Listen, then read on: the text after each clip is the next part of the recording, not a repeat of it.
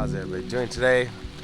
Welcome to a very, very, very rainy day in South Carolina. And I think I found a little tiny bit of shelter. I look like a drowned rat. That's okay. Where do I begin? About this story. If you were cognizant, alive, if you paid attention to the news in the 1990s, you know the name Susan Smith. If you follow true crime, you know the name Susan Smith. And even if you, I mean, it was international, this crime. It was a crime that shocked America, and then it spread. And it's one of the most horrific crimes. I'm going to try to keep my emotions in check about this in terms of my anger towards this monster, this lady, what she did. I'm going to tell you up front, Susan Smith murdered her 2 children here in this lake in 1994. Now, before I tell you the full story, I should say that yes, her father committed suicide when she was 6. She attempted suicide at 13. Apparently she attempted it again around the age of 18. She's obviously mentally ill. She was sexually abused by her stepfather for quite a long time. None of these things played a factor in what she did, in my opinion, and in, I guess, the opinion of the people who put her behind bars. And so I do want to say that, because mental health is something with the 2022 roughly lens that we look through. Mental health is very important. Depression, and you can't just shoo that away when it comes to people's actions. However, when I tell you the story of what she did, how she did it, you'll come to the same realization I did, that most people did, that she's just a cold-blooded monster. There's another car that just pulled up and was watching me. Very strange. There used to be a boat ramp, and you can see part of it still down here. This is a very steep hill. People think the boat ramp was here. It was not. Where it's kind of like a chained off thing here. I'm going down here. The boat ramp used to be down here, and you can still see remnants of it somewhere. We're gonna walk down. But after the boys were murdered, when they pulled the car out, you can match up the shots here, the people that came here. And there was a monument to the boys somewhere right around here. And there is a memorial to the boys still here at the lake that we're going to go to, and then we're going to go somewhere else. Probably right around here was that monument, roughly. So what happened was Susan Smith, she was a young mother, Michael 3, Alexander 14 months. She was freshly divorced from her husband David, and she was in love with a gentleman at her work. I think Tom Finley was his name. And she thought they were going to be together forever. He was very, very wealthy. Now, she was quite promiscuous. Not that that has anything to do with anything, but both her husband and her were unfaithful to each other. And she got around. But she fell in love with Finley, and I think that's an awful sound. Let's try to go over here. It's just coming down. I'm gonna walk over here and see if this might be a little better sound and better for my camera. Oh gosh, yeah, that's a little better. That's a better angle. Let me just clear the lens off. Yeah, so the boat ramp used to go right down there. You can still see the markings of it. Came right from this angle down here. I'm not sure what this person's doing sitting in the parking lot, but I'm sure they're wondering what I'm doing. So, she was in love with this guy last name of Finley. He wrote her a letter, and he said in this letter, well, first of all, he called her beautiful,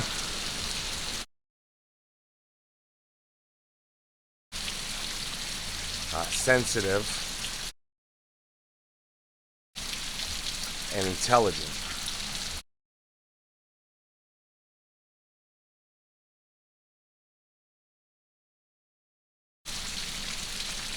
In the letter, basically telling her to go on, live her life, be a nice girl, don't sleep with married men, because she slept with a married man, apparently, allegedly. I don't care, she did. Like, a guy in a hot tub a few weeks before, and he told her to live her life. He didn't want to be with her. He was sorry about the fact they messed around in the past. But he wasn't ready for a relationship with her. He didn't think she was ready. He didn't think she was the right woman for him. Good call. But he also stated that he did not want children, and specifically did not want to raise someone else's children, and didn't want to raise her children. He said he was sure they were nice, great kids, something to that effect, but he didn't want to raise them. So, she thought, obviously, the way to get him back would be to not have children anymore. And she had said to a friend, I believe at work, I wonder what life would be like if I didn't have kids. On the night of October 25th, 1994, she drove around for a while. We don't know how long. She says she drove around for quite a while. Now, this will go back and forth between her story and what really happened, of course. Essentially, she brought her kids here to the boat ramp, put it in neutral, and let it sail off into the lake. And when I say sail off, I don't mean it sailed. I mean it went up and over. About 100 feet out, straight ahead. Then 18 feet down. The burgundy Mazda Protege. About 100 feet out. It took 6 minutes from when she was standing on the boat dock. She was standing watching. Because she told the police afterwards, when she confessed finally, where exactly the car was in this lake. So that means she watched it go under. 6 minutes with her 2 young boys strapped in their car seats. She watched it sink. And then they drowned as the water caved in all around them. I'm not trying to be over dramatic with my voice. That's not something I do. If you watch my channel, I'm somewhat gritting my teeth when it comes to children, when it comes to animals, when it comes to seniors, when it comes to the defenseless, the true defenseless in our society. Nothing gets me angrier. Nothing makes me more upset. And 2 little boys, she watched them drown. She watched them go under. Her children. Now, what she claims is that she was going to commit suicide and bring her kids along with them because she didn't want them to grow up without a mother, a mommy. She was no mother. So she says she got out of the car twice, put the emergency brake on twice. But finally, she let it go and let the car go in without her in it. Bullshit. I don't believe that for 1 second. I don't believe that. Nothing will convince me that she actually was going to kill herself as well. She's a selfish, cruel, horrible human being. So she did not stand here and think to herself, I'm going to kill myself too. No. Her plan was to get rid of her young boy so she could have a life with this guy. And then what she did was she walked up that road to a house. I'm going to show you that house. I believe the name, well, I shouldn't say the family name, but I know the name of the people that live in the house, and I believe they still live there. And I'm going to show you that house. Banged on their door. She was hysterical. Good actress. Claimed that a black man had carjacked her, driven her to this lake, and then kicked her out of the car. And she said, let me get my kids out. He said it would take too long because of the car seats. He said, don't worry, I'm not going to hurt them. And then he took off. And then she ran up.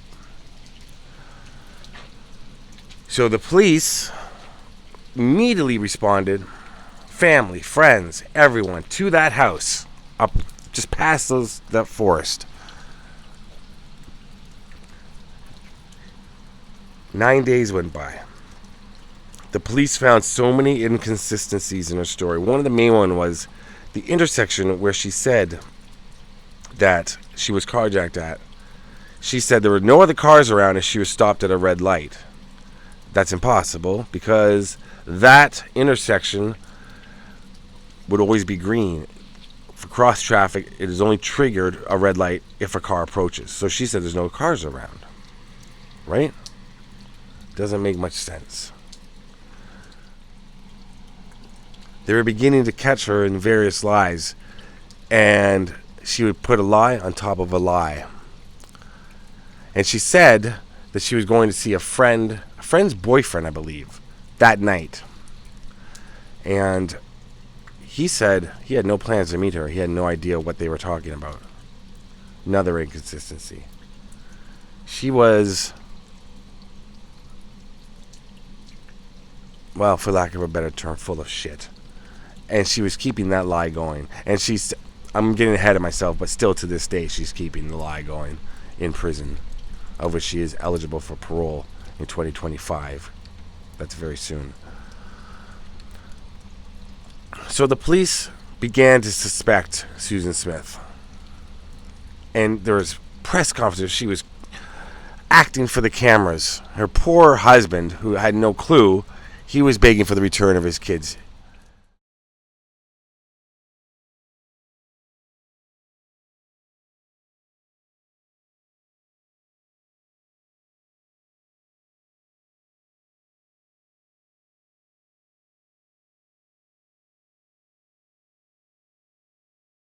I don't know what was going through his mind if he suspected his wife. I'm not sure. But they were pleading for the safe return of their children. Now finally, 9 days later, she had failed 2 polygraphs. And the police brought her in. They used quite an interesting ploy. It was hard for me to find out exactly the ploy they used. But essentially, and I did find out, essentially they said, we know you're lying. She denied. Then they said, well, the camera says otherwise. There's a red light camera at the intersection. And we've watched the footage. No carjacking took place. She fell for it because she's stupid. And what happened was she confessed. And she said that whole bullshit thing about the standing here, watching her kids, and going to commit suicide with them. Now, you got to see this when the police announce the arrest. Susan Smith has been arrested and will be charged with 2 counts of murder in connection with the deaths of her children, Michael 3 and Alexander 14 months. The vehicle, a 1990 Mazda, driven by Smith, was located late Thursday afternoon in Lake John D. Long near Union. 2 bodies were found in the vehicle's back seat.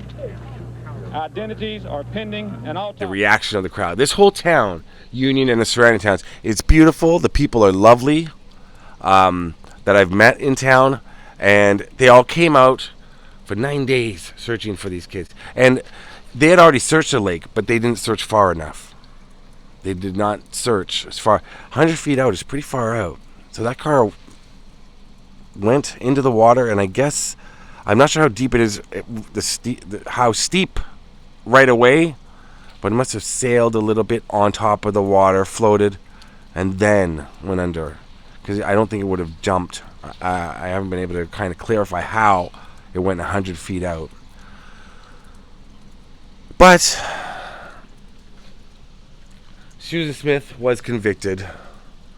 She got 30 years. It was up to the jury to decide if it was death penalty or a sentence of 30 years. They gave her 30 years. Now, I've said before on true crime videos, for me, myself, I think the death penalty is the easy way out for a lot of criminals. Someone like her, a narcissist, and I think the death penalty would be fearful. So it might be a good thing for her. But I think for a lot of criminals, it's not a deterrent, and it's not when there's a sociopath or a psychopath. I don't even think they care, even up to the day. I think when it's 100% that someone's guilty, like she is, I've always said, I think a cell that gets smaller and smaller, they take away an inch, 2 inches a year off the walls until 30 years into the sentence, 28 years, they're in something maybe the size of this picnic table here. Just a bed, a toilet, no TV, no radio, no books, nothing. I think that's a worse punishment. You'd go insane. You already are, but it'd be worse. Wouldn't it? Isn't that a fate worse than death? She's got pictures of her kids, and she prays to them apparently still up in her prison cell. She shouldn't be allowed to have those pictures. She's had sex with 2 prison guards. Both got fired. One got put in prison. They deserve that. That's not your job, obviously. And why her? This is what she looks like now. Doesn't she look like a Karen? No offense to the Karens who take offense to that word, but doesn't she look like she'd be in front of you in line at Krispy Kreme or Subway or somewhere and just yelling for the manager? She's been caught with drugs, stole an inmate's pen and got her good behavior taken away for stealing an inmate's pen. I didn't know that was, or boring. I didn't know that was a thing. And she still wants out. She's appealed her case in 2010. She said that the prosecution, or the police, violated her, ready for it? Her Amanda rights. Yeah. We're dealing with someone super intelligent. They're called Miranda rights. That's basically your right to remain silent. But they violated her Amanda rights, is what she wrote. Here's where the boat ramp would have been. You can see. You can see where it would have been right here. This is all grassed over. I mean, it's been a long time. It's been 27 years since this crime. Actually, it looks somewhat shallow here. So it must have rolled possibly on the lake bed until it would have tipped and gone under. But in the pictures, you see the people that were coming out here afterwards. See that inlet there. And sadly, I'm going to say a little bit more about Susan Smith in a moment, but sadly, the memorials that were here, people would come to look at the memorials that were right up here, and 7 more people perished in this lake. Car rolled in. Some of them were out reading the memorial. They ran in to try to save them. I'm not sure the all the facts. I just know 7 more people died while they were here to pay respects and to look at the memorial, which is heartbreaking. And I believe there's been a suicide at this lake as well. Don't quote me on that, but this is a very, very, now that the rain stopped, it's still just as eerie. I don't know if people come here and swim. I don't know where they would get a boat in now. But this lake is infamous. This is John D. Long Lake. Yeah, she wants out. And she still claims about she wasn't in her right mind. Well, we know that, but she says that she regrets it, and she loves her boys so much. Well, you love your boys so much, Susan Smith. Stay in prison and think about them for the rest of your life, which I hope is really long, actually. I hope you stay alive for a very, very long time in prison. And I hope you keep screwing up, and I hope you get solitary. I have no sympathy for a parent who takes the life of their children. She could have just said to her ex-husband, only got divorced a few days before this happened, I might add. Take the kids, I can't handle them, I don't want them anymore. They're 3, they're 14 months, 1 year, 2 months. You know, they're going to miss their mommy, but they're not going to remember her after 3 or 4 years, maybe. Well, especially the little one, Alexander. So there are many options. Many options. There's 1,000 different options. But no, she thought the best idea was to murder them in this lake behind me. So that's the basic story of Susan Smith and what she did here. It's the hard parts. I've seen pictures of the car being pulled from the lake. I'll put those in. But there's other pictures I've seen that I never knew existed, where you can actually see inside the car, and it's horrific. I mean, it was a closed casket. I believe they are buried together in one casket. But you could see inside, and I'm not putting that on. It's horrific. There's clips of the car being towed away around the corner up this road, Lockheed Highway, I believe it's called something. When they found the boys, one had their hand against the window, and they were holding hands. This is what I've been told. Read. Not been told. Read. They were holding hands, and one had their hand up against the glass. She stood here and watched it. 6 minutes. 6 minutes before it sank.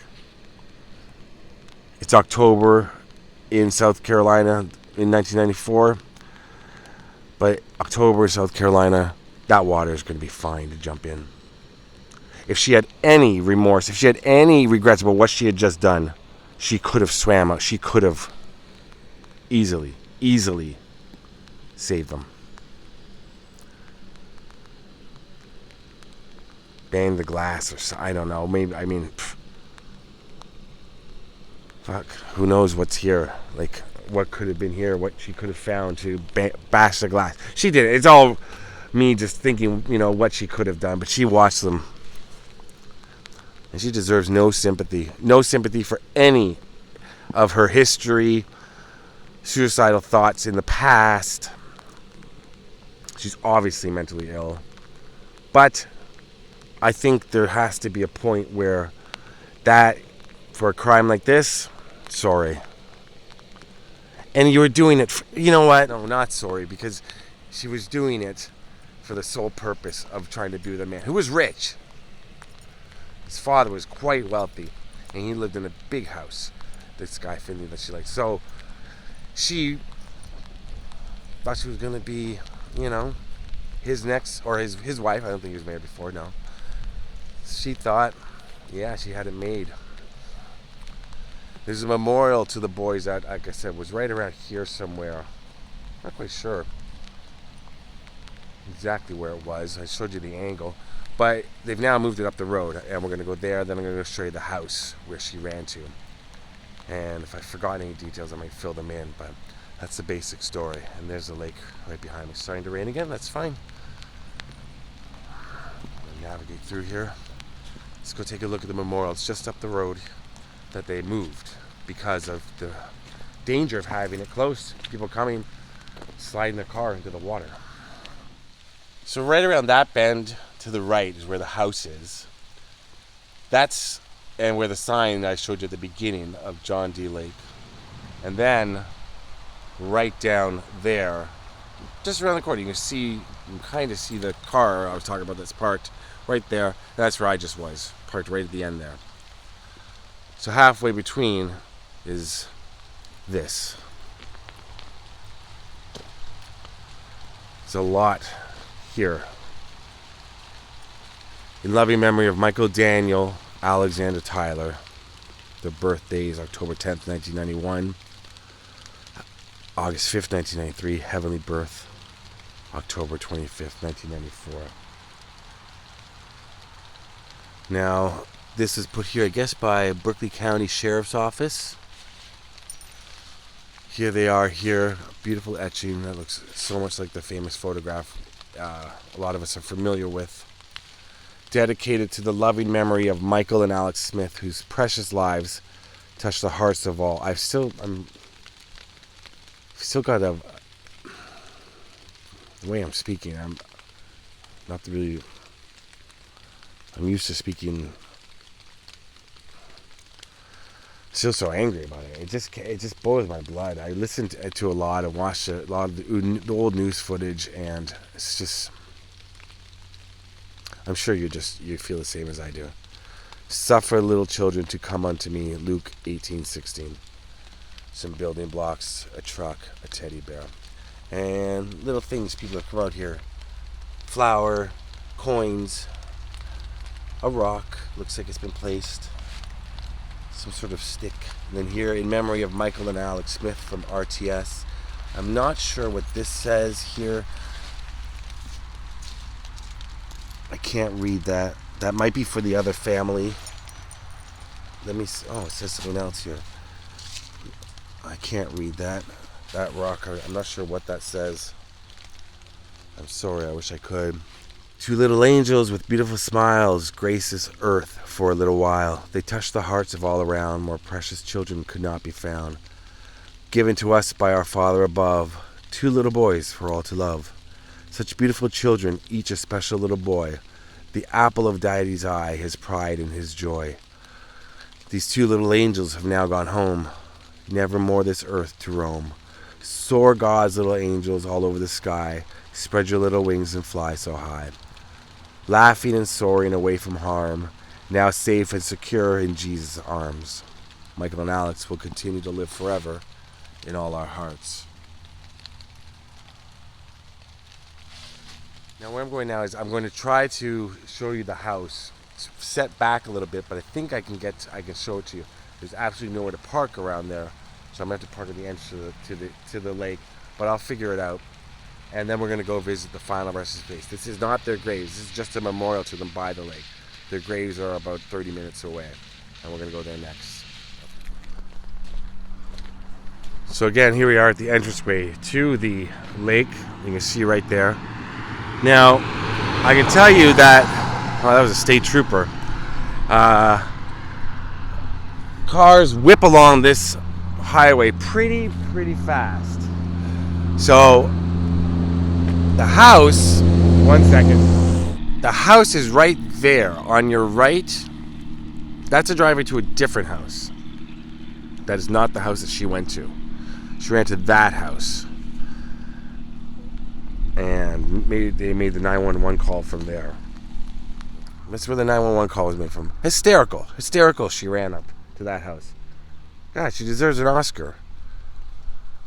Claiming that a black man had carjacked her. Now, I cannot speak for the African American community, but I know from watching clips from back when it happened. Accusing black people of doing things that they do themselves. Anytime you say black man and white woman, it's all over. You know, I mean, that's my opinion. Anytime you say a black man, that's it. And that's why a lot of us are single now. All of our men are locked up. Some of them are innocent. She wouldn't have testified that she done it. They still would be looking for this suspect. And she could, have got away with it. Clips like that. It was a tough, difficult thing for the African American community to go through. To be blamed somewhat as a whole for this. She did a lot of damage, Susan Smith.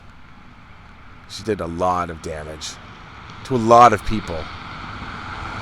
With a selfish, terrible, the worst act. One of the worst, if not the worst thing you can do. But yeah. So the police did search for a man fitting that description, and of course, that man didn't exist. Just a scapegoat, this mysterious black man that she made up.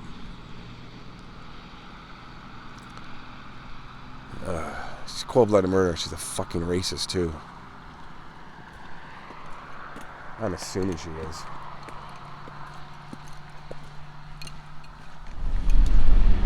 So here's the house. I have to be very careful about the cars behind me. And I believe they still live there, from what I know.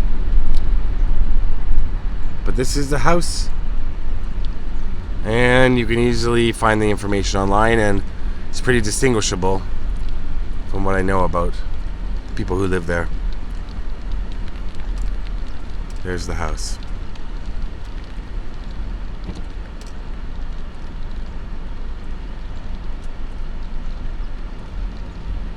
Let's go visit Michael and Alex.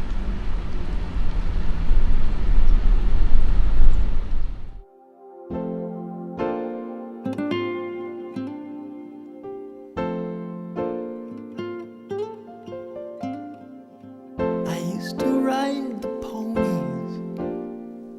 I used to spit over crowds. I used to write you stories that don't amuse me now. We went a couple around. You're only up when I'm down. I used to think about you. You don't amuse me now.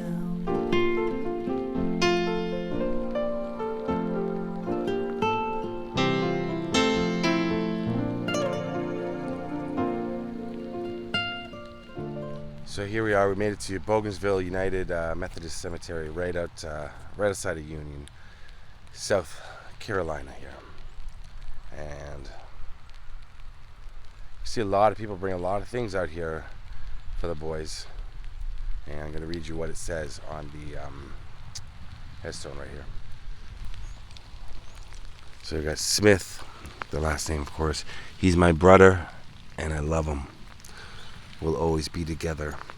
Michael Daniel, October 10th, 1991 to October 25th, 1994. Alexander Tyler, August 5th, 1993 to October 25th, 1994. And as you can see, there's a lot that people bring here, and it's nice to see all the little toys, little shoes, looks like a little hat, and it says there, "We love you all." And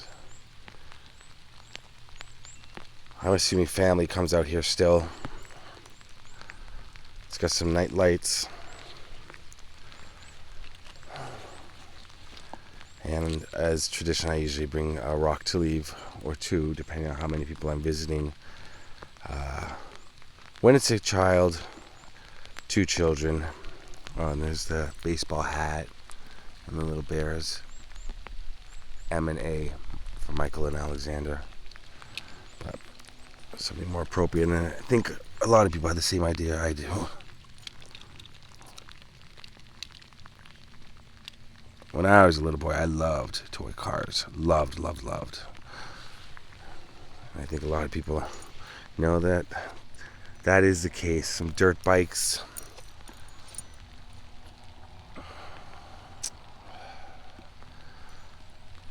More toys, plastic toys.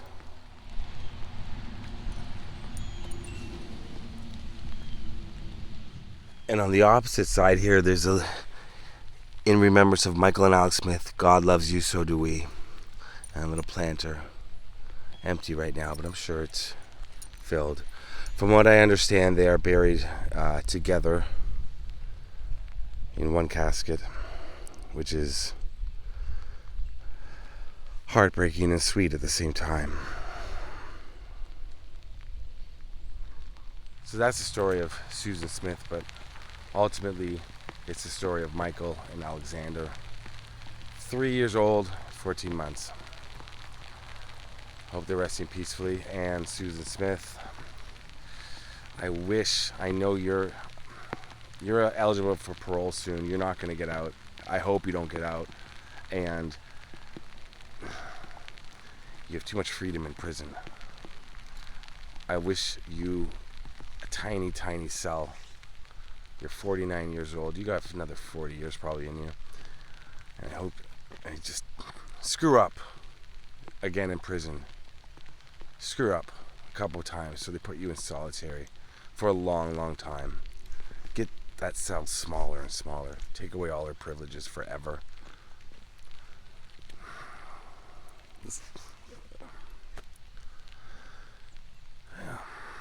Michael and Alexander, remember their names, remember them, and never forget what Susan Smith did, but forget Susan Smith. Monster. Absolute monster. Rest in peace, Michael and Alexander, and rot. Susan Smith, rot. And to all of you, I love you. Peace out.